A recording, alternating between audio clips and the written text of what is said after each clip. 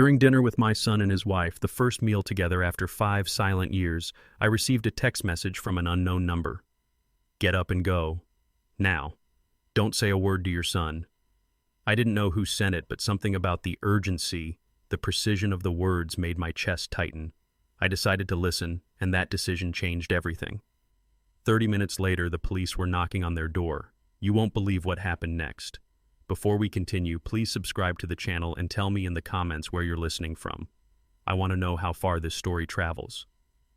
That night started like forgiveness, the kind that feels heavy, not pure. I remember the sound of silverware scraping china, the faint smell of roasted garlic, and the low hum of a song Clara said Helen used to love. It was strange hearing my late wife's favorite melody in someone else's house. The notes should have felt comforting, but instead they sat in my chest like a weight. 5 years of silence between Michael and me had turned every word into fragile glass. Even breathing felt rehearsed. Michael looked older than I remembered, sharper around the eyes, but softer in posture, the kind of change that comes from regret or pretending to have it. He carved a slice of roast and placed it on my plate himself, smiling like a man trying to undo history. It's been too long, Dad. His voice had that practiced warmth people use at funerals. I nodded, too tired to disagree. It has. We didn't speak for a while after that. The air filled itself with clinks and murmurs, with the faint ticking of a clock I couldn't see. Time moves differently when you don't trust the moment you're in. Clara filled my glass again, her movements graceful, deliberate. To new beginnings, she said, and the way she looked at Michael told me she had rehearsed that line too. I lifted my glass. Some beginnings end too soon. They laughed politely. Clara's smile tightened, her eyes flickering for a fraction of a second. You learn a lot from pauses, what people don't say, what they wish you didn't notice. I took a sip. It tasted too sweet, too heavy, like something pretending to be a celebration. My phone was face down beside the plate. It buzzed once gently like a whisper against porcelain. I glanced at it. One message, unknown number. The text was simple. Get up and go. Now. Don't say a word to your son. I froze. Every sound in the room sharpened the clink of the fork, the faint shuffle of Clara's dress, the low drone of the refrigerator. It was as if the world itself was waiting for me to decide. I didn't know who sent it, but the rhythm of the sentence, the punctuation, even the way "now stood alone" reminded me of Helen. She always wrote that way, short and precise, like she was saving time. I looked up at Michael. He was watching me closely, maybe too closely. Everything all right, Dad? He asked, his tone casual, but his eyes too alert. Fine, I said, forcing a smile. Just the manager texting about tomorrow's orders. He nodded slowly, but his smile didn't reach his eyes. Clara placed her hand on his arm, the kind of gesture meant to appear affectionate but meant to silence. They had learned how to act like a team, but not how to feel like one. I stared down at the message again. Whoever sent it, they knew where I was, knew who I was with. They knew enough to warn me. That kind of knowledge doesn't come from strangers. My heart thudded once heavy and clear. I set my napkin on the table. Excuse me, I said softly. Just need to wash my hands. The chair creaked as I stood. Clara smiled again, polite, perfectly in control. Of course, Thomas. Her tone was light, but her fingers drummed the table twice, an anxious habit disguised as elegance. The hallway outside the dining room was dim. Light spilled only from the kitchen at the far end, flickering from under the door like an unsteady heartbeat. I moved slowly, pretending not to notice the way the floorboards creaked under my shoes. The scent of rosemary followed me. In the mirror by the staircase, my reflection stared back, a man in a navy suit, silver at the temples, looking like someone halfway between guest and ghost. I had dressed for reconciliation, but the man looking back seemed to be preparing for confession. In the kitchen, I could hear Clara's voice, low, cautious. Then a man's. Michael's. Their words were muffled, but the tone wasn't. There's a sound people make when they think they're being clever, a softness sharpened by greed. He'll sign tonight, Clara whispered. Michael answered, voice shaking slightly. As long as he drinks. A pause. Then her again. He trusts you. Don't ruin it. Trust. That word again. It used to mean something in our family. Now it just sounded like bait. I stepped back from the door, careful not to let the light hit me. My chest ached. I wanted to storm and demand answers, ask how my son could plot anything cruel, but something, maybe instinct, maybe Helen's ghost, told me to stay quiet.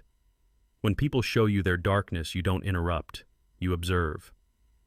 I turned away and walked toward the back door. The air outside was cold and dry. The night was silent except for the hum of distant traffic. Snow still clung to the edges of the yard, untouched, perfect. I breathed in once, steadying myself. In my pocket, the phone buzzed again. "Don't drink it." The message blinked in the dark like a heartbeat. Whoever this was, they knew more than they should. I wanted to call back to ask who they were, but my hands were trembling. At 65, you learn that trembling isn't always fear. Sometimes it's clarity breaking through the denial you've built. When I finally walked back inside, I kept my steps slow, quiet, unremarkable. I could hear Michael laughing again, a sound too quick, too high. Clara was pouring more wine, the red glint shimmering like blood under the chandelier. I sat down. "Everything all right?" Michael asked. "Yes," I said evenly. "Everything's fine," he nodded. "Good." "You looked pale for a second." "Old age," I said. "It catches up even when you think it won't." Clara leaned in, placing the glass closer to me. "You should eat before it gets cold." Her nails grazed the rim of the glass as she pulled her hand back. Small things reveal more than big ones. Tremor's eyes that dart too quickly, hands that touch too much or not enough. She was nervous. He was desperate. And I was wide awake. As they talked about real estate and new investments, I let my mind drift to Helen. She used to say that money shows a person's reflection better than a mirror. I didn't want to believe it back then. But now, watching my son boast about expansions he couldn't possibly afford, I saw her point. When you've lived long enough, you start to recognize patterns, the same lies told with new words, the same smiles painted over guilt, the same false hope disguised as love. A man reaches a point in his life when silence feels heavier than confrontation. But sometimes silence is the only way to learn the truth. Michael poured another drink too quickly. His hand shook slightly. "You know, Dad," he began, "I've been thinking about the restaurants, about your future. You've done amazing things, but maybe it's time you start slowing down. Let someone else take the load." The words were careful, wrapped in concern, but I heard the engine behind them. I smiled. "And you're volunteering, I suppose?" He laughed, the sound too light. "Just saying. You've worked your whole life. Maybe you deserve some rest." Clara nodded, her voice soft and measured. "You've built something remarkable, Thomas. You should enjoy it while you can. Enjoy it while you can." The same phrase salesmen use before closing a deal. I picked up my glass, letting the light catch the surface. The liquid shimmered darker than before. My reflection in it looked fractured, distorted, like the past itself staring back. I turned the glass slightly, pretending to admire it. "Funny," I said. "Helen used to say the same thing. Enjoy what you have while you can." The table went quiet for half a second. Then Clara smiled again, perfect, rehearsed. She was a wise woman. "She was," I said. "She also said people reveal who they are when money's on the table." Michael looked down, pretending to cut his food. I saw the way his jaw tightened. The same look he had the day I refused to fund his first investment. That was the day our silence began. Some silences are chosen, some are punishment. This one had been both. He cleared his throat. "Dad, maybe we could talk about—" I interrupted, slow, deliberate. "Not tonight. Let's enjoy the meal." It wasn't enjoyment, it was a theater. Every smile, another curtain, every toast, another act. The phone buzzed again. My pulse jumped. I slipped it from my pocket beneath the table, shielding the screen with my hand. The same unknown number. This time only 3 words. "They're watching you." My throat went dry. I looked up, forcing my face into calm neutrality. Michael was still talking, words fading into background noise. Clara nodded at the right places, smiling just enough to seem sincere. For a moment I wondered what kind of man my son had become. Then I remembered he had become exactly what I had raised him not to be. That was the hardest truth. I didn't drink again. I only pretended to swirling the liquid, letting it coat the sides of the glass so the color would match theirs. Sometimes pretending is the only defense you have. Clara laughed at something Michael said. Her laugh was high and practiced brittle at the edges, the way a chandelier looks beautiful until it falls. In that moment, I realized something simple but heavy. You can raise a child with honesty, but you can't give him integrity, that he has to earn alone. When I finally excused myself for the night, they both stood. Clara hugged me too tightly. Michael clapped my shoulder, eyes wet with something that wasn't guilt, just relief that I was leaving. "I'm glad we're talking again," he said. "So am I." I lied. Outside, the night had gone colder. The sky was the color of ash. I sat in my car for a long while before turning the key. The phone buzzed one last time. "You did the right thing. Don't look back." I didn't. Not then.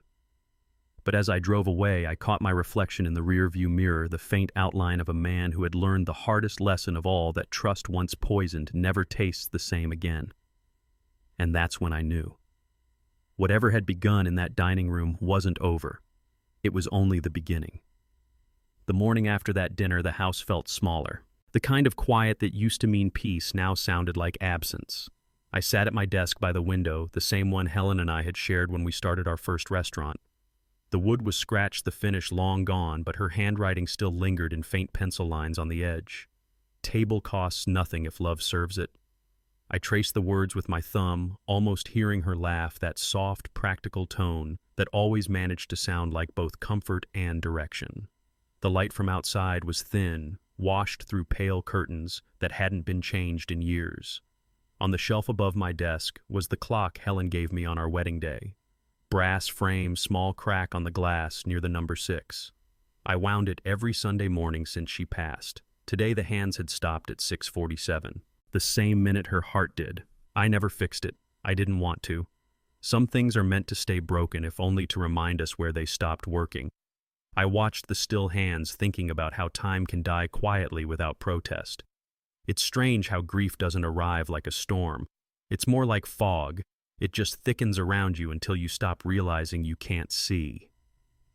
Helen's presence still lived in small domestic ghosts, the faint smell of garlic in the wood of the kitchen cabinets, the way the light hit the dining table at 4 p.m., as if she was still there to set 2 plates. She used to hum while chopping onions, her rhythm in sync with the old radio that barely worked. "You can tell a family by how they eat," she'd say, "not what they have." I didn't realize until much later that she was right about everything except our son. When Michael was a boy, he used to sit on the counter, feet dangling, asking endless questions about how things worked. He wanted to know why garlic burned so quickly, why dough needed to rest, and why I wore the same apron every day. "Because patience makes flavor," I told him once. He'd laughed, saying that sounded like something from a movie. I suppose back then I thought life could be taught in recipes. After Helen died, patience became something else entirely. It turned into waiting for a call that never came. 5 years is a long time to live inside your own silence. People imagine it's loud, full of thoughts, regrets, maybe tears. It's not. It's dull. It's the steady drip of time through a cracked pipe, irritating but predictable. You start filling your days with small rituals to avoid remembering. The same breakfast, the same walk to the corner bakery, the same seat on the porch at dusk. Every repetition feels like control, but grief doesn't like to be managed. It finds its way back in. One day it's the scent of rosemary from a stranger's kitchen. The next it is a song you didn't realize was still in your head. For me, it was that clock. Always 6:47. Always that silent second. Michael stopped calling long before Helen passed. He said I was controlling, said I didn't believe in him. Maybe he was right. Fathers can confuse protection with control, guidance with command. I told myself I was raising a man who'd earn his own life. He thought I was building walls. We were both wrong. The argument that ended us wasn't special. Most family endings aren't. It was a Sunday morning rain against the kitchen window, coffee left too long on the stove. He wanted to invest in a chain of upscale bars, saying it was the next wave. I'd spent 30 years building restaurants where people felt at home. His words sounded like glass trying to replace wood. He asked for money. I said no. I didn't even think about it, just no. The way my father had said it to me 100 times when I was his age. Maybe it was pride. Maybe it was fear. He looked at me like I'd closed a door in his face, and in a way I had. "You don't trust me," he'd said. "I don't trust the world you're walking into," I'd replied. He left that day with the kind of silence that feels final, and it was. For years after I replayed that moment, the way his hand hovered on the doorknob, the way he didn't look back, the way Helen stood behind me quiet. When the door closed, she didn't speak right away. Then she said the words that still echo in my head. "He'll find his way, Tom." I remember shaking my head angry. "Not like this, Helen. Not by lying to himself." She smiled sadly. "Then maybe he's not the only one lying." I didn't answer. I just stared out the window as the rain blurred the city into something unrecognizable. That was the last day we spoke about Michael before she got sick. When she passed, I found her letters while sorting her things. She had a small box she kept locked in her dresser. Inside were notes, postcards, a few folded receipts, and an envelope labeled "For Michael, in case of hard times." My hands shook as I opened it. Inside was a bank transfer slip, a large one. She had been sending him money quietly for years. I sat on the bed for a long time staring at the numbers. My first reaction wasn't anger, it was a shame, because deep down I knew why she did it. She loved him the way only mothers can, with blind faith that love alone could fix what life had bent. She never told me because she knew I'd see it as betrayal. And maybe it was. But it was also mercy. I just couldn't see it then. I spent that night in the empty house, the clock ticking too loudly, the bed too wide. I kept asking myself which was worse, being betrayed by love or by the absence of it. Maybe there's no difference. That discovery changed the way I looked at everything. I stopped blaming Michael entirely. He had been raised by two opposing forces, my discipline and her compassion. One built walls, the other opened doors. Without both, he learned to survive by pretending. Pretending he was fine. Pretending success. Pretending love. The hardest part about being a parent isn't letting go. It's realizing you may have raised someone you no longer understand. Sometimes late at night, I'd imagine Helen standing in the kitchen again, arms crossed, smiling that half smile she used when she disagreed with me but didn't want to argue. I'd say to her, "He did find his way, Helen, just not where we hoped."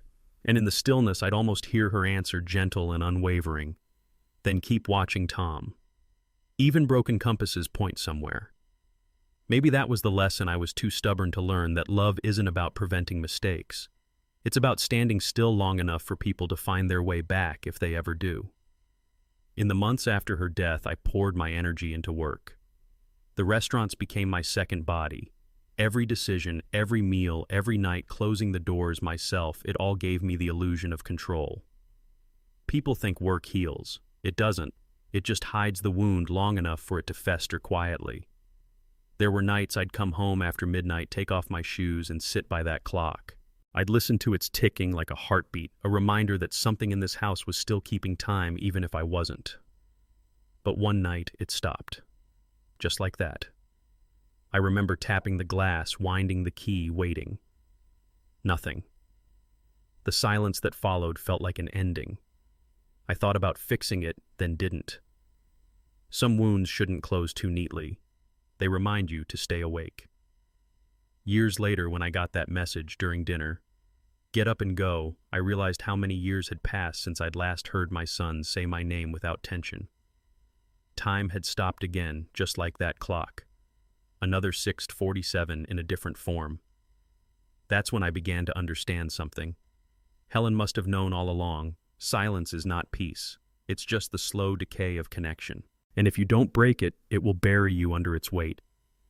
That afternoon, after returning from Michael's house, I sat by my desk again, the old box of letters still there. I opened it, not to read, but to feel close to her. There was one photo tucked behind the envelopes, the three of us in front of our first restaurant. Helen was laughing, Michael holding a balloon, his face bright with pride. I looked nothing like the man I had become. I turned the photo over. Helen had written on the back, "The only inheritance worth leaving is how we treat people." I didn't understand what she meant then. I do now. I picked up the clock, wiped the dust from its face, and stared at the frozen hands again. 6:47. I realized grief had made me selfish. I had guarded my pain like property, convinced it belonged only to me. But pain doesn't isolate. It multiplies. It leaks into others, reshaping them without permission. Maybe that's what happened to Michael. Maybe he carried my silence the way I carried Helen's absence as proof of love twisted into guilt. The phone on my desk rang suddenly, cutting through the thought. The sound startled me. Unknown number. For a moment I hesitated, half expecting that same voice that had warned me at dinner, but when I answered it was just static. Then a click. Silence. I sat there, the receiver cold against my ear, until the line went dead. Outside, a car passed its reflection, catching on the clock's brass frame, throwing a flicker of light across the room. For a brief second it looked like the hands were moving again, but when I blinked they weren't. I leaned back in my chair, exhaling slowly. Maybe Helen had been right. Maybe everyone finds their way, but not everyone makes it home. I turned off the lamp and let the room fade into twilight. The city outside moved on, oblivious, the hum of life continuing as if nothing had changed. But something had. I could feel it, the fragile line between past and present tightening, pulling me towards something I didn't yet understand. As the light dimmed, the reflection in the clock glass shifted. For a moment I thought I saw Helen's face, smiling, faintly patient as always. Then it was gone. Only me and the faint echo of the ticking that no longer existed. There's a saying I once dismissed: time heals all wounds. It doesn't. Time just teaches you how to carry them without bleeding. And sometimes, if you're unlucky, it stops right at the moment you learn the truth. That night, I slept in the armchair by the window, the clock beside me, its still hands glinting in the faint glow of the streetlight. Before drifting off, I whispered into the quiet. He did find his way, Helen, just not where we hoped. And for the first time in years, the silence didn't feel like punishment. It felt like acknowledgement. The kind that doesn't fix, but forgives. Bathroom mirrors never lie. The reflection staring back wasn't fear, it was instinct. I had excused myself from the table under the pretense of needing to wash my hands. In truth, I needed distance. The air in that dining room had become too heavy, too rehearsed. Every smile felt like a mask, every word a cue in a script I didn't remember agreeing to. The moment I stepped into the hallway, the house grew quieter, as if it too were holding its breath. The bathroom light flickered when I turned it on. A single bulb buzzed faintly above the mirror, throwing pale light over my face. The reflection didn't comfort me. My eyes looked sharper than usual, the kind of sharpness born not from fear, but awareness. For the first time that evening, I let myself acknowledge what had been creeping around the edges of my thoughts. Something was wrong. Not subtle wrong. Not misunderstanding wrong, deliberate wrong. I gripped the edge of the sink and exhaled slowly. The faint hum of conversation drifted from the dining room. Michael's laugh, Clara's voice polished, pleasant, too steady. People only sound that calm when they have something to hide. I splashed cold water on my face. The chill shocked me awake. The mirror dripped condensation as I looked at myself again, older but not yet powerless. Helen used to say that truth finds its way through cracks, and maybe this was mine. Through the thin bathroom wall I could hear the clatter of dishes. Clara's voice, softer now, muffled but distinct, came through from the kitchen. He'll sign once he's lightheaded. The words sliced through the quiet like glass breaking underwater. For a second I thought I'd misheard. But then came Michael's voice, low, uncertain. "Are you sure about this?" Clara answered, her tone sharper. "Trust me. He's too old to notice." That phrase, "too old to notice," lodged itself in my chest. I had heard insults in my life, plenty of them. But this wasn't an insult. It was dismissal. It was the kind of arrogance that assumes time weakens not just the body, but the mind. The sound of footsteps moved across the tile. I could picture her on the phone, gesturing with her free hand, pacing with the same poise she'd used to pour my drink. Every movement is precise, controlled. "He still thinks this dinner's about forgiveness," she said, her voice low but steady. "Once he signs, it'll all be official. Then it's done." Michael's answer was faint, a murmur I couldn't make out, but I caught enough. "He's my father." Her reply was cold enough to freeze the air. "And he'll still be your father, just one without the restaurants." I stood there in the dim light, hands trembling against porcelain, trying to process what I'd just heard. My son, my own blood, is planning to strip away everything I had built, every piece of work that had kept me alive after Helen died. People think betrayal feels like rage. It doesn't. It feels like cold clarity. the kind that stops your breathing but sharpens your vision. I turned off the faucet and listened, the clinking of glasses, the shuffle of footsteps. I heard Clara laugh softly. The sound made my stomach turn. I wiped my hands on a towel and looked at the mirror again. I saw the same man who had walked into that dinner thinking reconciliation was possible. But there was something new in his eyes now, a stillness, the kind you find in people who've stopped denying the truth. When I opened the bathroom door, the hallway light had dimmed. The smell of roasted herbs still lingered, heavy and sweet. I moved quietly toward the back of the house. The hardwood floors groaned beneath my steps, a low reminder of age and gravity.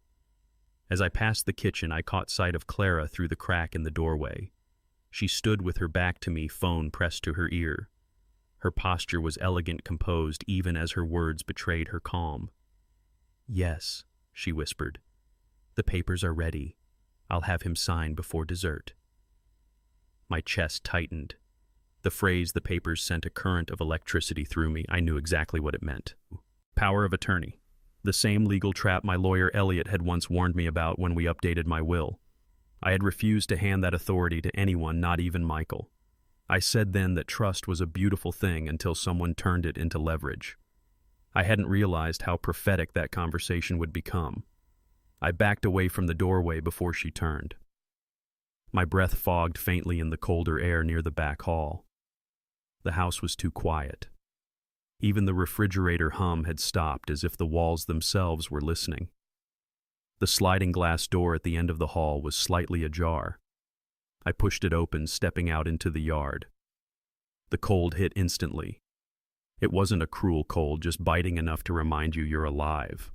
Snow covered the ground in a thin, uneven layer. The porch light cast a wide yellow halo across the lawn. My breath came out in slow clouds. For a long minute I stood there, letting the cold clear my head. The world outside was still muffled, except for the faint crackle of wind against the bare trees. Somewhere behind me, a door clicked shut, and voices softened into whispers again. I stared at my footprints in the snow. Each one looked deliberate, heavy. I thought about Helen's words again, the ones she'd said the night Michael left after our last argument. "You can't protect people who mistake help for control." Back then I thought she meant him. Now I realize she meant both of us. The air carried the faintest sound of laughter from inside, muted by glass and distance. I felt none of it. I felt none. When I reached for my phone, the screen lit up with another message from the same unknown number. "Don't confront them. Leave quietly. You'll understand soon." I read it twice. The punctuation was the same short sentences, deliberate spacing, just like before.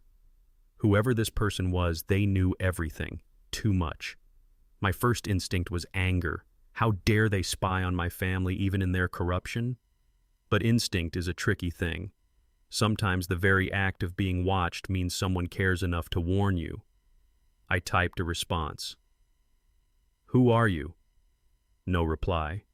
Just the faint hum of the wind moving through the trees. The porch light flickered once, then steadied. I looked down at the snow again. It reminded me of Helen's old saying about winter, how snow covers everything, but never erases what's beneath. The footprints always remain. You just have to wait for the thaw to see them. That night, standing in the yard of my son's house, I learned the difference between forgiveness and blindness. Forgiveness acknowledges truth. Blindness pretends it isn't there. Behind the glass, I saw Michael pacing in the dining room, phone to his ear, now his gestures sharper. Clara hovered near him, adjusting the stack of papers I could barely see from here. They were waiting for me to return to play my part. I took a slow breath, then another. My hands stopped trembling. Whatever fear I had carried into that dinner had burned away, leaving only something cleaner resolve. I walked back to the door, careful not to let the latch click too loudly when I re-entered. The warmth hit my face again, artificial and suffocating. The sound of soft jazz filled the room, now playing from a speaker somewhere. I recognized the tune. It was one Helen used to hum when she was anxious. Clara turned as I stepped back in. Her smile returned instantly flawless. "Everything okay?" she asked. "Perfect," I said. Michael gestured toward the table where a small folder now sat near my plate. "We were just talking about some ideas. Maybe you could take a look." I didn't move closer. "Ideas." He nodded too quickly. "Business, mostly. Succession planning. Clara thought, well, we thought it might make things easier for you. For me. That's how manipulation always starts, with concern disguised as kindness. Clara handed me a pen. Just a draft, she said lightly. We can go over the details later. I took the pen, turning it slowly between my fingers. Helen once told me that love is measured by patience. People who rush you don't love you, they need you. Michael forced a smile. Dad, come on. Don't make this heavy. Not heavy, I said, just honest. I set the pen down. His eyes flicked toward Clara, then back to me. A small muscle in his jaw twitched. He was nervous, not angry. That was worse. I'll read it later, I said, my voice even. For now, let's finish dessert. The pause that followed was long enough to feel like a confession. Clara finally spoke, her tone a notch cooler. Of course, we can discuss it another time. We ate in silence. I kept my movements deliberate, slow. Every word after that was small talk, weather, travel, nostalgia. The kind of conversation people use to avoid drowning in deeper water. By the time the plates were cleared, the house had grown unbearably warm. My head felt heavy, though I hadn't touched another sip of wine. Maybe it was the air, maybe the exhaustion of pretending. When I finally stood to leave, Clara followed me to the foyer. Her voice dropped to a whisper. I'm glad you came, Thomas. I really am. It means a lot to Michael. I looked at her hand as she reached to adjust my coat collar. Her ring caught the light, a glint like a blade. You remind me of Helen sometimes, I said quietly. Her expression softened. That's kind of you. Don't be flattered, I said. Helen never smiled when she was lying. Her breath caught for a moment before she composed herself. Good night, Thomas. Good night. Outside, the cold greeted me again, cleaner than anything inside that house. Snow had begun to fall, lightly, small flakes settling into the old footprints I'd left earlier. They didn't erase them, just softened the edges. I stood there for a long moment before heading to the car. The lesson settled in my chest, heavy but necessary. When instinct whispers, reason will always try to quiet it. But reason can be fooled. Instinct never lies. As I drove away, the house shrank in the rearview mirror, glowing like a lantern built on deceit. I didn't look back again. Back. The snow fell harder now, covering everything in sight, but I knew the truth would wait beneath it, patient as winter itself. Halfway down the highway, my phone rang. A woman's voice whispered, "You were never supposed to leave alive." For a few seconds, I thought I had imagined it. The words were so quiet, so deliberate, that they didn't sound like fear. They sounded like the truth. The city lights flickered through the taxi window, slicing across my face as the driver hummed softly to a song on the radio. Outside, the world looked almost peaceful, rows of headlights moving in disciplined lines, people chasing their own destinations. But peace is deceptive. So is distance. I swallowed, tightening my grip on the phone. Who is this? There was a pause, then a trembling breath. You don't know me well, the voice said, but I work in your son's house. My name is Rosa. The name struck something faintly familiar. I'd seen her around that evening, quiet, respectful, her gray hair tied neatly behind her head, the kind of presence that makes itself invisible so the world can keep pretending comfort is natural. Rosa, I said, trying to keep my voice calm. What did you mean by that? Another breath, sharper this time. They didn't plan for you to leave tonight. They put something in your wine. My chest tightened. I glanced at the glass reflection in the window, the city lights bending like liquid. My mouth felt dry. You're sure of this? Yes. I saw her do it. Clara. She poured the powder while she thought I wasn't looking. She said it would help you relax, that it was just a mild sedative. But the label on the container, Rosa's voice cracked, it was zetroline. That's not medicine, it's a drug used to confuse people, make them compliant. The word compliant hit harder than poison. I had been an entrepreneur for 40 years. I knew what it meant to make people compliant, how systems, contracts, and charisma all depend on that quiet surrender. To think my own family would use it against me felt like swallowing glass. I took a breath. Rosa, how do you know all this? I clean their study, she said softly. I hear things. I see papers. They think I don't understand English well, but I do. I saw the documents last week. Power of attorney property transfers. Your name, Mr. Avery, all typed already. They just needed your signature. For a moment, I couldn't speak. The rhythm of the tires against the highway filled the silence. The driver glanced at me through the rearview mirror, maybe sensing the air had shifted. I nodded slightly, pretending to answer a normal call. "And you risked your job to tell me this?" Rosa hesitated. "Because you always said thank you." Those words landed harder than the warning. You always said thank you. Not because it was grand, but because it was true. I had. Every time she served me water, every time she opened a door. Not because of manners, but because gratitude costs nothing and remains the rarest currency in a selfish world. I leaned back against the seat. The city blurred into streaks of gold and gray. "Thank you for telling me, Rosa." "You shouldn't thank me," she whispered. "You should be careful. They'll realize soon that you left early. Clara already called someone after you walked out. I think she's trying to find you. Find me. For what to finish what they started." Her words were calm, but her breathing wasn't. There was fear beneath every syllable. "Rosa, where are you now?" "Still in the house. They think I'm asleep." "You need to get out." "No," she said quickly. "If I leave, they'll know I told you. I'll wait. I can handle it. I've been around danger longer than you think." That sentence carried weight. I wanted to ask what she meant, but she changed the subject. "You have someone to call?" "Yes, a lawyer. Someone you trust." "Elliot Kane," I said. "My lawyer for 30 years. Call him now, all. Tell him to freeze everything in your name. They were going to make you sign tonight, but if the assets are locked, they can't touch them." I nodded, even though she couldn't see it. My mind was already working, clicking into the same focus I used to have when a business crisis hit. Age slows your body, not your strategy. "Rosa," I said, "how long have you known a week? I tried to warn you the night before, but I didn't have your number. I thought if I left the message, you would read it." The message. My heart stopped for a second. That first text, the one that said, "Get up and go. Don't say a word to your son." That was you. She hesitated, then whispered, "Yes. I'm sorry for frightening you. I couldn't think of another way."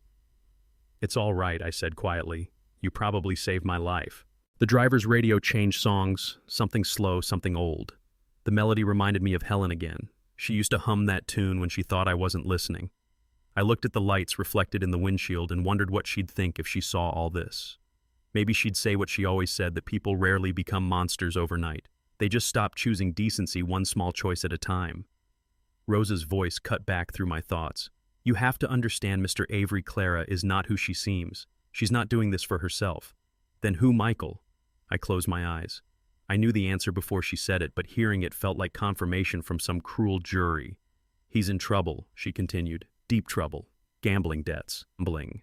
A man came to the house last week when Clara was gone. I heard him through the intercom. He said they had 11 days left to pay $2 million. I didn't speak. Rosa's voice softened. "Clara thinks that if they take your restaurants, they can sell some of the properties. It would clear the debt." My throat felt dry. So my son planned to kill his father for a debt. A lifetime of lessons turned into one fatal shortcut. It wasn't even hatred. It was panic disguised as ambition. "Thank you, Rosa," I said finally. "Stay safe. If anything happens, call this number. I'll make sure you're protected." I gave her Elliot's office number. She repeated it back twice, her voice steadier now. "And Mr. Avery," she added softly, "if you want my advice, don't go back there alone. Not yet." The call ended. The line clicked, leaving me with nothing but the sound of the tires on asphalt and the quiet hum of the heater. The driver spoke up for the first time. "Rough night, sir." "Something like that," I said. He nodded toward the windshield. "Want me to take the scenic route? The bridge view's better this time of night." "Sure," I murmured. The bridge. We merged onto the Manhattan Bridge, the river below, black and infinite. Light shimmered on the surface like tiny lies pretending to be stars. I rolled down the window slightly. The cold air stung my face, but I welcomed it. It reminded me I was still here, still in control, still breathing in a world that had tried to make me forget my own instincts. Every man I thought crosses a bridge like this at some point between who he was and who he refuses to become. Tonight was mine. My phone buzzed again. A message from Rosa. They're arguing. She's blaming him. "Be careful." I typed back, "Stay away from them. I'll handle this." The driver glanced at me again in the mirror. "You look like a man figuring something out," he said lightly. "Maybe I am," I answered. He chuckled. "Well, if it helps, my grandmother used to say when people show you who they are, believe them the first time. Saves you a lot of heartache." I smiled faintly. "She sounds wise." "She was," he said, and turned the radio down. The rest of the drive was silent. The city stretched out ahead, endless lights and promises, each one a story, each one someone's secret. I thought about Michael, about the boy who used to climb onto my shoulders at street fairs, pointing at the skyline as if it were something he could hold. I had given him everything except the one thing that mattered: accountability. I had saved him too many times, softened every blow, convinced myself that love was the same as rescue. Maybe that's how I'd failed him. You protect someone long enough and they stop believing the ground beneath them can hurt. When the taxi stopped outside my apartment, I paid the driver and stepped out into the cold. The street was quiet. My building loomed tall and familiar, its windows glowing faintly yellow. Safety, at least for now. Inside, the air smelled faintly of coffee and old books. I took off my coat and sat by the desk, the one with Helen's clock still frozen at 6:47. I turned the hand slightly, not to fix it, but to remind myself that even broken things can mark the moment we start again. I called Elliot. He answered on the second ring, his voice groggy but alert. "Tom, sorry for the hour. I need you to freeze all transfers, all documents with my name, and pull the file on Michael's attempted business loans from last year." He didn't question me. Elliot had been my lawyer long enough to know when to stay quiet. "I'll handle it," he said. "But what happened, I'll explain tomorrow. For now, just make sure nothing moves without my approval." "Done. Be careful, Tom." When the line went dead, I leaned back in my chair, staring at the skyline beyond the window. Manhattan glittered uncaring. The hum of the heater filled the silence, steady and soft. I thought about Rosa again, about the kind of courage it takes for someone with everything to lose to step forward and do what's right. She hadn't shouted. She hadn't begged for recognition. She had just acted. People like her keep the world from collapsing entirely. Quiet, invisible, indispensable. The lesson wasn't new, but it felt sharper now. The loudest people in the room are rarely the ones holding the truth. The truth belongs to the quiet, to the ones who keep watching even when no one looks back. I poured myself a glass of water, hands steady. For the first time that night, the air felt breathable. The bridge I had crossed wasn't made of steel or concrete. It was made of realization, the crossing from illusion to clarity. Outside, the city kept moving. Somewhere across the river, a woman sat in a house filled with lies, pretending to sleep. And somewhere upstairs, a man, the boy I once called son, was probably pacing, realizing his plan had failed. I turned off the lamp and let the room go dark except for the faint glow of the clock. My reflection in the window looked older than I felt, but stronger too. People often say the world breaks you, but it's not the breaking that defines you. It's what you do when you finally see the cracks. Some pretend they aren't there. Some try to plaster over them. And some, like me, learn to look straight through them and find a way to rebuild. That night before I went to bed, I sent one last message to Rosa. "Thank you. You did more than you know." Her reply came a minute later. "Just doing what's right. Sleep safe." I didn't sleep much, but when I did, it was the first time in years I dreamed without seeing Helen's face in regret. Instead, I saw her smiling, standing at the end of a bridge, whispering the same thing Rosa had just written. Doing what's right. And for the first time in a long time, I believed it. The law firm smelled of coffee and cold decisions. That was always the first thing I noticed when I walked into Elliot Kane's office, that mix of caffeine and calculation, like ambition steeped in dark roast. The walls were lined with degrees and quiet victories, and the carpet absorbed every footstep so that no one ever truly heard what power sounded like. I sat across from Elliot that morning, watching the winter light slide across his desk, catching the edge of a brass nameplate that had been polished too many times. He didn't look at me at first.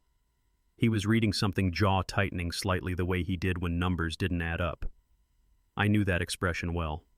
I'd worn it myself too many times back when business was my battlefield instead of family. After what felt like a small eternity, he exhaled. "Tom," he said, "I've gone through every document your son and his wife had you sign in the past 3 years. The pattern's clear now. You were being set up long before last night. My fingers brushed the leather armrest. Set up. Elliot nodded.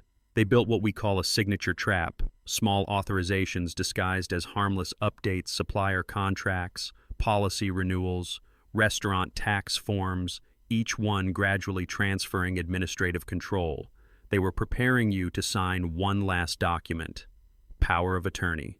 That would have handed everything to them legally. I leaned back, the leather creaking under my weight. The word legally felt like an insult. They didn't need to forge your name, he continued. Just a shaky signature under the influence with witnesses claiming you were aware. They even practiced your handwriting.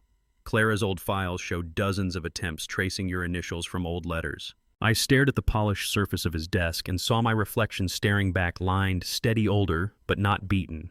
So they needed my signature. Elliot looked up, finally, eyes narrowing with a kind of grim pride. Now they'll need a lawyer. Then give them both, I said. He smiled faintly. That's what I was hoping you'd say. Elliot reached into a drawer and pulled out a thin folder sealed with a blue tab. This, he said, tapping the cover, is a petition for an injunction. It freezes all assets connected to your business holdings under your direct name. No sale, no transfer, not even a conversation about it without our approval. I already filed the temporary motion this morning, and this one, he opened a second folder, is for a criminal complaint. Fraud by coercion, elder exploitation, and attempted financial manipulation. I watched him stack the papers carefully, each one representing a piece of ground reclaimed.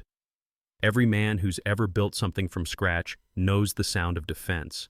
It isn't loud. It's the quiet rustle of paper sealing doors no one will reopen. I signed the motions one by one. My hand didn't shake. The pen felt heavier than usual, as if it understood the weight of what it was restoring. Elliot leaned back, folding his arms. I'll have the court issue a protective order for you, Tom. They can't come near your residence, and we'll notify the banks today. But I need to be honest, Michael might still try something indirect. I looked out the window. The city glared back in silver reflections, unapologetic as always. Let him try, I said quietly. This time I'll be ready. Elliot studied me for a long moment. You remind me of someone, he said finally. My father. He used to say that revenge doesn't always need blood. Sometimes it just needs paperwork with teeth. I smiled, not because I found it funny, but because it was true. Helen had always said the same in different words. Justice isn't about fury, it's about form. Elliot closed the folders, slid them into his briefcase, and poured 2 cups of coffee. I rarely drink coffee these days, but I took the cup anyway. The warmth steadied my hands. You know, he said, most people panic when they discover betrayal like this. They rush. You're doing the opposite. That's rare. Age teaches you pacing, I replied. When you've outlived noise, silence becomes a strategy. He nodded approvingly. You're not angry, are you? Anger's too expensive. I already paid enough for hope. He chuckled softly. Then here's to making them pay the interest. We both sipped in silence. Outside traffic moved like a slow heartbeat, the city inhaling and exhaling through glass towers and indifferent sirens. As we finalized the paperwork, I found myself thinking about Michael again. Not the man from last night, but the boy who used to steal my cufflinks and pretend they were medals. I wondered what had turned admiration into entitlement. Maybe it wasn't one moment. Maybe it was a slow erosion. A father too generous, a mother too forgiving, a son too accustomed to rescue. Elliot interrupted my thoughts. One more thing. He opened another folder, thinner this time. Your wife's personal account. Helen's trust fund. There's been movement, small transfers over the years. Not huge, but consistent. I frowned. I didn't authorize any of that. No, you didn't. She did. Before she passed, she was sending money to Michael. Thousands at a time. It's all documented here. Her note said, to keep him safe. My breath caught. I hadn't known. Helen, who'd always said discipline builds safety, had been quietly funding the very spiral that destroyed our son. Elliot lowered his voice. It's not uncommon. Parents often try to fix what only consequences can teach. I nodded slowly. I guess she believed money could still buy time. We sat in silence for a while. There was nothing left to say, only the heavy truth that love, when misdirected, can ruin as much as neglect. Finally, Elliot slid a small black key across the desk. This is the new safety deposit box at Midtown Bank. It contains certified copies of all your updated documents, including a new will. I'd suggest keeping it private until we finish this case." The key was cold against my palm, heavier than it looked. A simple piece of metal, yet it carried more power than any weapon. "You know what I realized last night, Elliot?" "What's that?" "That I don't need to raise my voice to reclaim my life. I just need to sign in the right place." He smiled, closing his briefcase. "That's the cleanest kind of revenge." I stood, slipping the key into my pocket. The office light caught the edge of my watch, the one Helen gave me, and for a second I imagined her smiling. She always believed in order, in quiet restitution. Maybe in some way this was her kind of justice too. Outside, the cold bit harder. The sun reflected off the glass towers, blinding but pure. I walked down the block toward the bank, each step deliberate, each breath visible in the winter air. On the way, I passed a cafe window where a young man was teaching his daughter how to stir sugar into her cocoa. He was patient, laughing softly as she spilled some on the counter. I paused, watching them through the glass.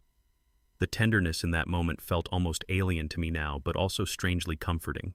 It reminded me of something Helen once said: "A man's strength isn't measured by what he can build, but by what he refuses to destroy."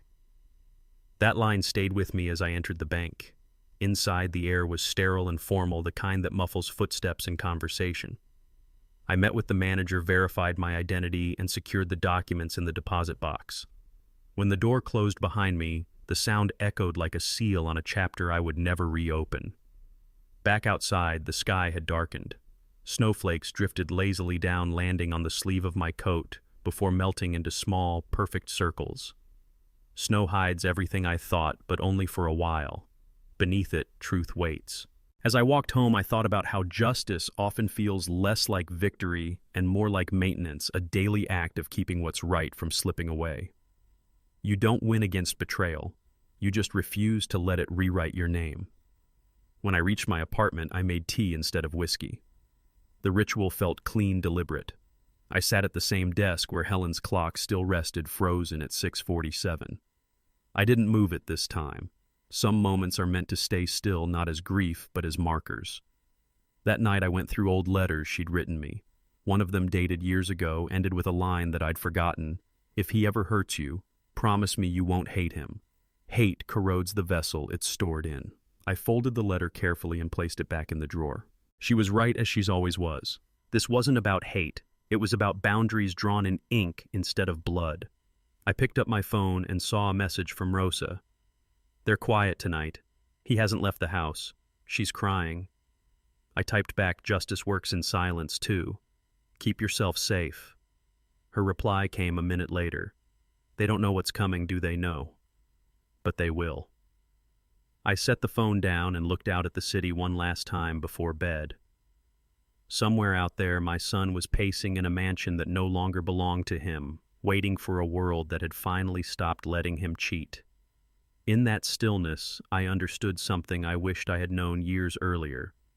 Mercy is not the same as forgiveness. Mercy lets others live with their choices. Forgiveness, when given too early, teaches them they can keep repeating them. The next morning, I woke before dawn. The streets were quiet, the snow still fresh. I dressed, brewed a cup of coffee, and watched the sky turn gray to gold. Somewhere in the distance, church bells rang. I reached into my pocket, feeling the cool shape of the key. It wasn't just metal. It was proof that even after betrayal, there's always one thing worth reclaiming the right to decide what happens next. I closed my eyes and whispered the words that had been circling in my mind all night. Justice doesn't shout. It signs. And this time the signature was mine. I knocked on the same door that once closed on me. This time, I had the law on my side. The mansion looked different in daylight. It was quieter, stripped of the artificial warmth that candlelight had lent it that night. Without its evening glow, the marble looked cold, the fountains dry, the curtains drawn, as if the house itself had something to hide. I stood on the doorstep for a long moment before pressing the doorbell. My reflection stared back at me in the glass, calm, unflinching. A faint sound of footsteps approached from the other side. The lock clicked. When the door opened, Michael stood there, half surprised, half afraid, dressed in yesterday's guilt. "Dad," he said, his voice uncertain. "You came back." I smiled politely. You invited me once before. Remember, I thought it would be rude not to return the favor. He hesitated, glancing behind him. The faint scent of coffee drifted from inside, mixed with tension. Come in, he said finally. Clara's in the living room. The moment I stepped in, the air felt heavy again, not with wealth, but with memory.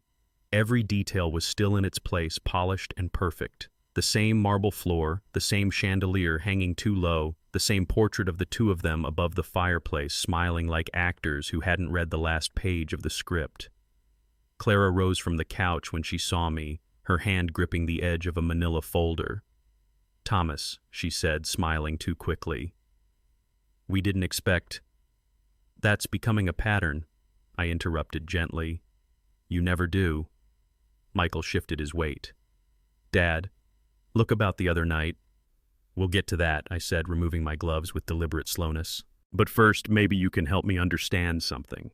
Their eyes darted to each other, a silent conversation, rehearsed and nervous. Elliot had prepared me for this. He'd said, go in calm. Let them talk first. The guilty can't resist explaining themselves. I gestured toward the couch. Let's sit. We're family, after all. The word family seemed to sting them more than any accusation. Clara placed the folder on the coffee table, aligning it perfectly, as if symmetry could hide sin. You look tired, Dad, she said softly. You've been through so much. Michael and I just want to make things easier for you. I nodded. That's generous. Most people make things harder before pretending they care. She forced a laugh that didn't reach her eyes. It's not like that. We know managing the restaurants and the properties alone must be overwhelming at your age. At my age, I said evenly, people learn to read contracts before signing them. Silence. Michael's jaw tightened. He reached for the folder, flipping it open. Inside were documents printed, neatly stapled, every page a betrayal written in ink. We drafted this last week, he said.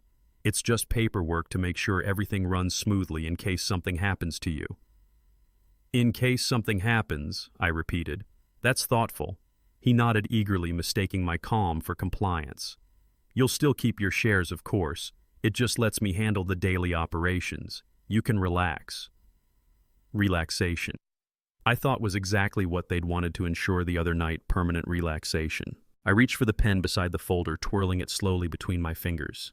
The pen was black, sleek, expensive, the kind used by people who mistake elegance for ethics. May I read it first? Of course, Clara said quickly. It's straightforward, nothing complicated. Her hands were shaking slightly. I watched her, not the pages. I wasn't reading the document. Elliot already had copies. What I was reading was fear. Every liar eventually reaches a point where they start looking at you not as a person, but as a potential reaction. I let them fill the silence. Michael spoke first, his voice overly smooth. You'll get your peace, Dad. No more stress, no more sleepless nights over bills or staff or repairs. I met his eyes steady. Peace isn't something you buy with poison. The words hung there between us, heavy, irreversible. Clara froze. Michael blinked, mouth opening slightly, as if he hadn't heard right. What did you say? I leaned forward, still holding the pen. I said, peace doesn't come from lies, Michael. It comes from owning your mistakes. His face changed. The calm cracked. For the first time, I saw panic seep through his confidence. Dad, you don't understand. I understand perfectly. You drugged me. You planned to have me sign documents while under the influence of a controlled substance. You had it all rehearsed, didn't you? Clara's voice trembled. That's absurd. Why would we ever... Because you were running out of time. 11 days, wasn't it? Her breath caught. The number hit like a dart. Michael turned toward her, eyes wide. How do you know about that? Rosa told me. The name landed like a verdict. Clara's composure was shattered. Her hand went to her mouth, eyes darting toward the kitchen. She did, I said simply. Because she has a conscience. Something both of you pawned for comfort years ago. Michael took a step forward, desperate. Dad, listen to me. I didn't mean for it to go this far. I was scared. I just wanted money. I finished for him. Not redemption, not help, just the next escape from consequence. He stopped moving. His eyes glistened, not with guilt but frustration. You have no idea what it's like, he said, voice breaking, to live under your shadow, to always be compared to you. Everything I built. You built nothing. I said quietly. You borrowed. From me. From your mother. From everyone who ever loved you. Clara tried to speak, but I raised my hand. Don't. Every word you say will only make this worse for you. I reached for the folder again. My hand was steady. I opened to the final page, the one where they wanted my signature. Michael watched, confused. You're going to sign it? I looked at him, a faint smile on my lips. Why not? You went through so much trouble preparing it. I placed the pen down slowly, deliberately. But before I do, I said I'd like to make sure everything's properly witnessed. Michael frowned. Witnessed? Yes. Legal procedures, you know. There should be neutral observers for something this important. He hesitated, glancing toward Clara. It's fine, she whispered. Just sign it. I shook my head gently. Oh, I will. But not yet. From outside, faint red and blue lights flickered across the drawn curtains. Michael didn't notice. Clara did, her face drained of color. Thomas, what did you do? I stood slowly, my hand resting on the folder. You see, I used to think justice required anger, that you had to shout to make people listen. But turns out the law listens perfectly well to whispers as long as they're recorded. Michael's eyes widened. Recorded? Yes. I gestured toward the fireplace mantel. That decorative vase you love, it's a camera now. Elliot's team installed it this morning. Everything you just said is evidence. His face turned pale. You can't do that. I already did. He lunged forward, but Clara grabbed his arm, trembling. Stop, it's over. The front door opened before he could respond. 2 officers stepped inside, calm, professional, unhurried. One of them held a warrant.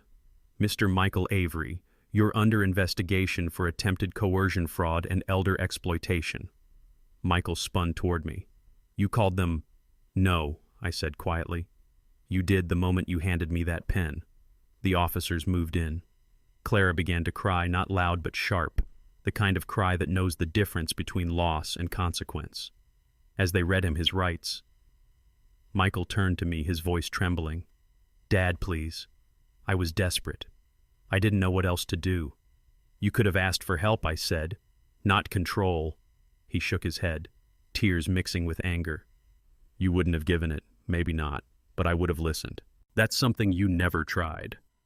They led him outside. The sound of the door closing behind them was softer than I expected, almost merciful. Clara stayed frozen where she stood, hands covering her face. The officer nearest me handed back the pen. We'll need you to come by the station later for a statement, sir. I nodded. Of course. When they left, the house went silent again. I stood there for a moment, surrounded by the hollow luxury they'd built on deception. The folder was still on the table, the pages fluttering slightly from the draft of the closing door. I reached for it, folded it carefully, and placed it in my briefcase. Outside, I watched as the police car's lights faded down the hill, turning the snow pink and blue. The sight should have felt triumphant. It didn't. It just felt inevitable. Rosa appeared at the end of the driveway, her coat buttoned tight, eyes filled with both relief and sadness. She'd come to bear witness, though she hadn't said a word. It's done, I told her. She nodded slowly. He'll hate you for this, maybe I said, but at least he'll live long enough to think about why. We stood in silence for a moment. The cold wind carried the faint hum of distant traffic, the rhythm of life continuing beyond broken families and frozen trust. Rosa looked at me carefully. Does it hurt doing the right thing? Always, I said. But pain's not the worst part. The worst part is knowing you saw it coming and hoped you were wrong. She lowered her head. You weren't wrong, Mr. Avery. No, but maybe now I can start being right again. When she left, I turned back toward the house one last time. The pen was still in my hand. Black ink, stainless body, unbroken line. I clicked it once and slipped it into my coat pocket. Some men use guns to end wars. I used a signature. And as I walked away, the lesson settled quietly inside me, one I hoped others might feel without me ever needing to explain it. Lies build fast, but the truth shines slow and lasts forever. In the courtroom's silence, even the clock seemed to hesitate. The air was heavy with the kind of quiet that doesn't come from peace, but from consequence. I sat in the front row, my hands folded loosely on my lap, watching as the judge adjusted her glasses and looked down at the papers before her. Across the aisle, Michael sat in the defendant's chair wearing a suit that didn't quite fit. His face had lost its arrogance, his shoulders rounded as if the weight of truth had finally found its rightful place. The trial had lasted 6 days. 6 days of testimony, evidence, expert witnesses, and photographs that turned love into exhibits and family into footnotes. I'd been called to the stand twice, once to recount the events of that night, and again to confirm the documents they'd tried to make me sign. Each time the prosecutor's questions were careful, respectful. But there's no easy way to describe how it feels to point at your own son across a courtroom and say, yes, that's him. Even now, as the lawyers shuffled their papers and the judge prepared to speak, I could feel the pull of two instincts, the father who once tucked a boy into bed and the man who now sat waiting for justice to finish its slow march. When the judge began to speak, her voice was steady, firm, almost kind. Mr. Avery, you stand accused of attempted coercion, elder exploitation, and possession of a controlled substance. The evidence presented has been thorough, the testimony consistent, and the intent proven beyond a reasonable doubt. Michael didn't look up. His lawyer placed a hand on his shoulder, but he didn't move. The judge continued. Before sentencing, does the victim wish to make a statement? For a moment, no one breathed. Then my lawyer turned toward me, nodding gently. I stood. The courtroom shifted slightly as I walked toward the front, each step echoing against the wooden floor. I didn't bring notes. I didn't need them. The truth, when it finally finds its way out, doesn't need a script. Your Honor, I said quietly. This case began long before that dinner. It began with years of silence, mine and his. I thought I was protecting him from failure. Turns out I was protecting him from growing up. Michael looked up, then eyes, red hands clenched together. I didn't meet his gaze. Not yet. I took a breath. My son made choices I can't defend. He betrayed not just me, but the woman who raised him, the memory of the mother who believed he'd find his way back. But he's still my son. And I believe some lessons can only be learned inside walls built not from bricks, but from time. The judge watched me carefully. You're asking for leniency. I shook my head. I'm asking for clarity. I don't want his punishment erased. I want it to mean something. She tilted her head. And what would that mean to you? That he sees what mercy looks like. That he learns forgiveness isn't weakness, it's responsibility. There was a long silence. Even the court reporter stopped typing for a moment. I looked toward Michael finally. His eyes met mine, full of something between disbelief and relief. For years I had imagined this moment, me confronting him, making him understand what he'd done. But standing there, I realized understanding doesn't always come from punishment. Sometimes it comes from being given what you least deserve and most need a second chance. The judge nodded slowly. Mr. Avery, she said, your statement will be noted. She turned her attention to Michael. The court finds you guilty on all counts. However, in light of your father's testimony and cooperation, sentencing will reflect an opportunity for rehabilitation. 2 years in state custody, followed by 5 years of probation, mandatory counseling, and restitution of assets to the plaintiff. Michael closed his eyes. Clara, sitting behind him, covered her face. The gavel struck once, sharp, final. The sound reverberated through me like an ending and a beginning wrapped into one. Afterward, as people began to file out, I stayed seated. The room slowly emptied, lawyers, whispering reporters, typing guards, escorting Michael out. He paused when he reached my row, escorted by an officer. For a moment, everything else fell away, the noise, the movement, the walls. It was just us. He stopped and looked at me. His voice was barely a whisper. I'm sorry, Dad. I nodded slowly. Don't waste it, I said. He frowned slightly. Waste what? This chance. The officer motioned for him to move along. He turned away, shoulders shaking, and I watched as he disappeared through the side door. The sound of the latch closing was quieter than I expected, but it carried the weight of everything unsaid between us. Outside, the courthouse steps were lined with light. It was late afternoon, and the sun had begun to sink, painting the marble in shades of gold and dust. I stood at the top for a long time, watching people come and go, families clutching papers, lawyers with tired faces, security guards sharing quiet jokes. Everyone is fighting some battle invisible to the rest. Rosa was waiting near the bottom, hands clasped tightly. When she saw me, she smiled softly. It's over, she said. Not over, I replied. Just quieter. She nodded. You did a hard thing in there. I didn't do it for him alone, I said. I did it for the part of me that used to believe mercy was weakness. We started walking together toward the parking lot. The air smelled faintly of rain, the kind that doesn't fall yet but hangs in the air, making the world feel suspended. You know, she said, after a while my father used to say something similar. That mercy isn't for the guilty. It's for the ones who refuse to let hate grow roots. I smiled faintly. Then your father was a wise man. She looked up at me. And now, do you feel free? I thought about that. Freedom. I said isn't always about leaving something behind. Sometimes it's about facing it without flinching. She nodded and we walked the rest of the way in silence. When I got home that night, the house felt different, lighter somehow. The ghosts of regret had gone quiet, leaving room for something else, acceptance maybe, or peace. I poured myself a glass of water and sat at the table, the same one where Helen and I used to have breakfast every Sunday morning. The clock on the wall ticked steadily. No hesitation. On the counter, Helen's old coffee mug sat beside the black pen I'd used to sign the last court document. Two objects, one born of comfort, one of consequence. I picked up the mug, tracing the small chip along its rim, and thought of her voice again. Thomas, don't let anger decide what justice looks like. I smiled. She'd been right. She always was. I thought about Michael, about how he'd looked when the sentence was read, the small flicker of relief in his eyes when he realized he wouldn't spend decades behind bars. Maybe this was the only way forward for him to face himself without the shield of excuses. People often think forgiveness means forgetting. It doesn't. Forgiveness is remembering without letting it poison you. It's choosing clarity over bitterness, mercy over victory. That night I wrote a letter, not to Michael, but to myself. You did what you could. You didn't let hate finish what betrayal started. You stood still when the world demanded shouting, and that silence spoke louder than any verdict.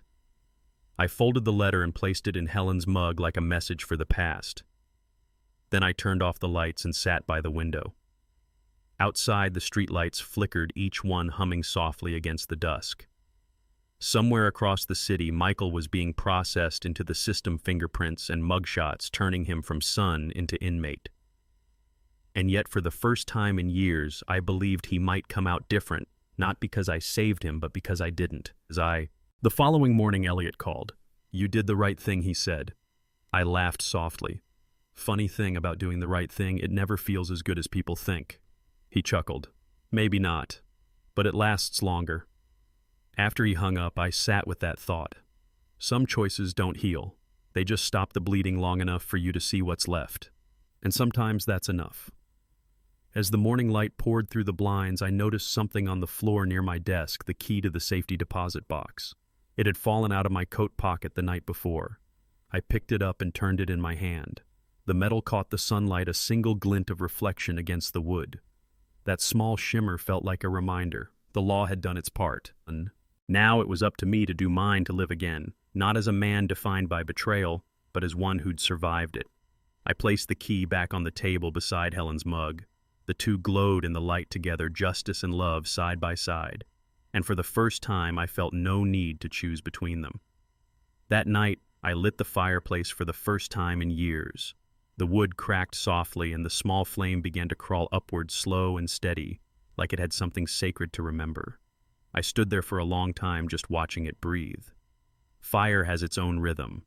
It doesn't ask for permission to change what it touches. It destroys, yes, but it also clears space for something new to grow. For months, the house had felt like a waiting room, too quiet, too measured. But that night, it finally felt alive again. The air smelled faintly of cedar and dust, like memory and cleansing all at once. On the mantel above the fire sat the photograph I hadn't moved in decades. Helen, Michael, and me, taken on a day that felt ordinary at the time, but had become a monument later. Her smile still held light. His eyes were bright, unshadowed by consequence. My hand rested on his shoulder, steady and sure. I poured a small glass of red wine, not to celebrate, but to remember. I hadn't touched alcohol since that night at Michael's house, but this wasn't about indulgence. It was about closure. I lifted the glass toward the fire, two endings that taught me how to begin again. The clock ticked softly behind me. Outside, the world had gone, still snow piled against the window, streetlights glowing faintly through the haze. Winter always has a way of quieting everything except thought.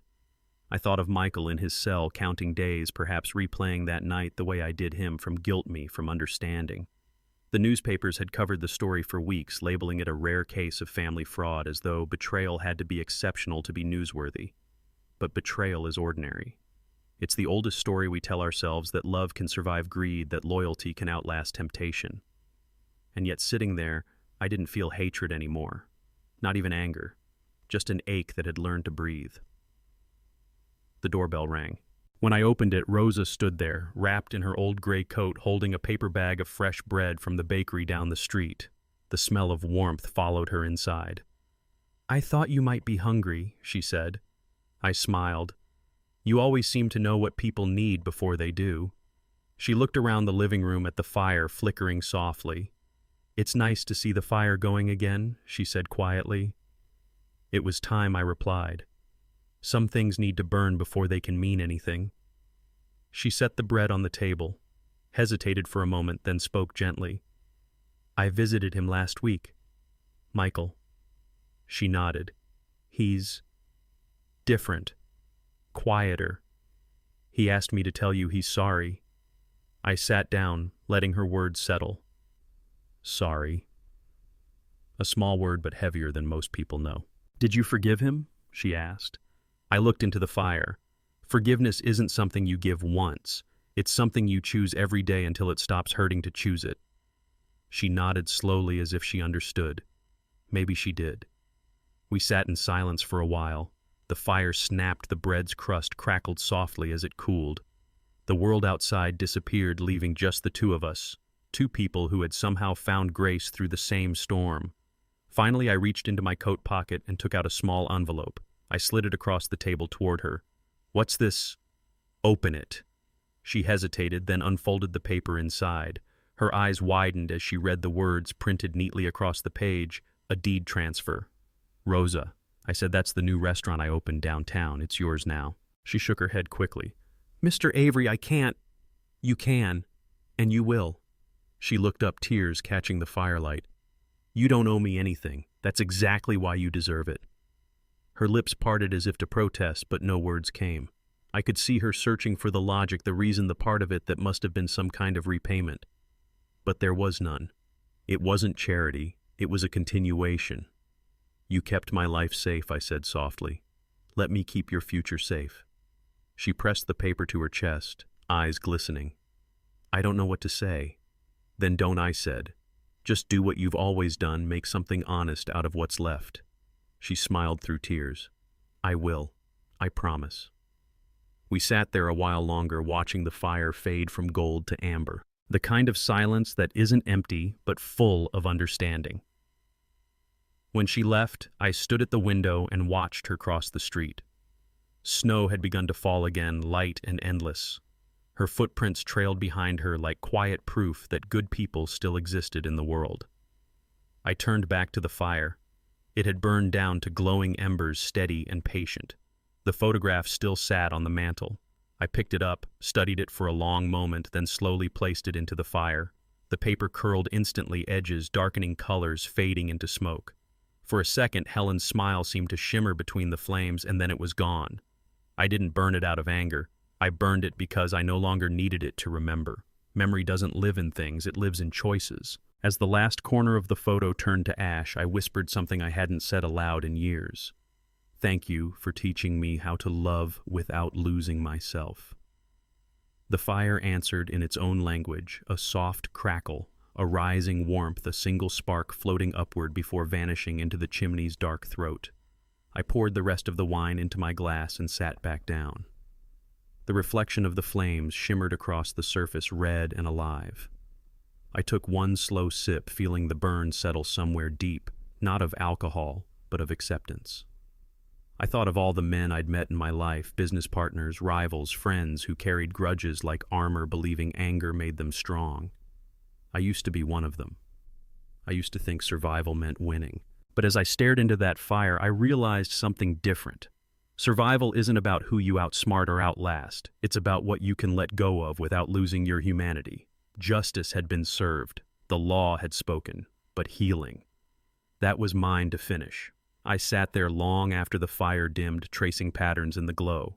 The clock ticked softly behind me again, but this time, it didn't hesitate. Time had finally learned how to move forward. Before I went to bed, I stepped outside for a moment. The snow was falling harder now, covering the street in white. Every sound was muffled, every light gentler. The city seemed smaller, humbler somehow. I breathed in the cold air, crisp and unfiltered. When I looked up, the sky was wide open, no stars tonight, just the endless gray that comes before morning. And somewhere in that grayness I felt peace. Not the kind that erases what happened, but the kind that lets you live with it without breaking. I thought about Michael again, not as the man who betrayed me, but as the boy Helen and I had once raised, the one who used to build castles out of cardboard boxes in the kitchen. Maybe those walls he's behind now will hold him long enough to rebuild from the inside. As I turned to go back in, I whispered into the cold air, more to myself than anyone else, justice is peace dressed in patience. The words lingered like frost. Inside, the fire had gone out completely. Only embers remained faint and glowing. I placed the wine glass beside the hearth and watched the last flicker fade. Tomorrow, I'll visit the new restaurant. I'd watch Rosa hang the open sign for the first time. I'd see customers walk in unaware of the story that made the walls possible, and I'd let that be enough. Because life, after all, isn't about perfect closure. It's about learning when to stop rewriting the ending. I stood there, the empty glass in my hand, the smell of smoke still clinging to my sleeve, and I asked the question that had been waiting since the night all this began. If your own blood betrayed you, would you still choose forgiveness? The room didn't answer. Neither did the fire. But somewhere deep inside, I knew I already had. Thank you for joining me on this journey. If you enjoyed this story, please like this video, subscribe to the channel, and share your thoughts in the comments. To listen to the next story, click on the playlist now showing on screen.